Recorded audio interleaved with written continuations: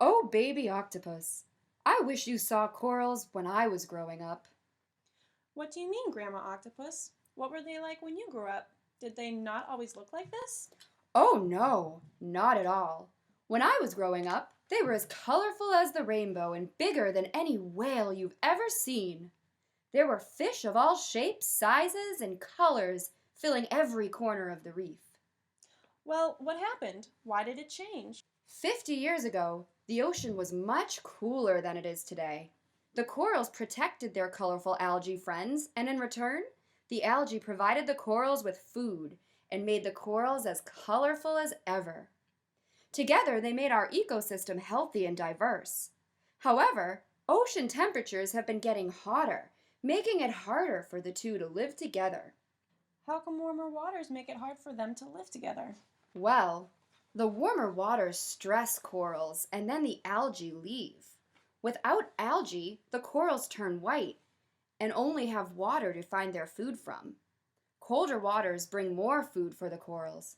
Warmer waters hurt the corals and all the ocean life that depend on a very healthy coral reef. But what is making the waters so warm? In a natural world, gases the Earth makes will wrap around the Earth like a blanket. For the past century, humans have been producing more gases from driving their cars and making energy.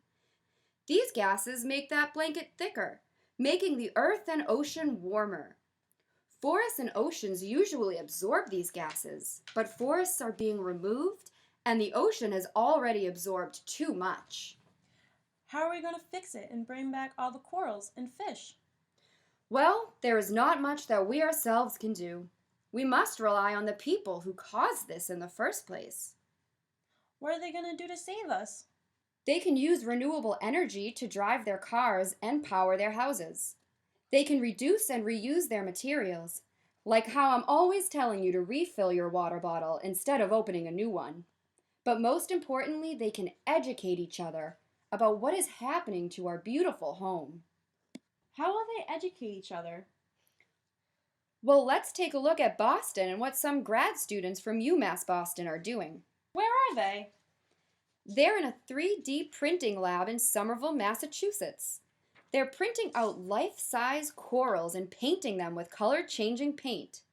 Once they're finished, they'll use them to educate children and adults to show how heat affects our corals. That's so cool. Do you think people will like it? Well, why don't we ask? I love this model because it makes it really obvious that climate change is having an impact and people can sort of see what kind of impact it's having.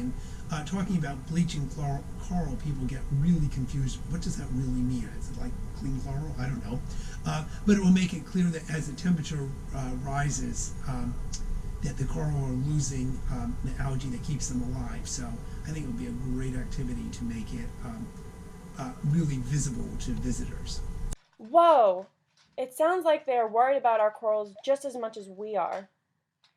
Well, as Dr. Seuss says, unless someone like you cares a whole awful lot, nothing is going to get better. It's not.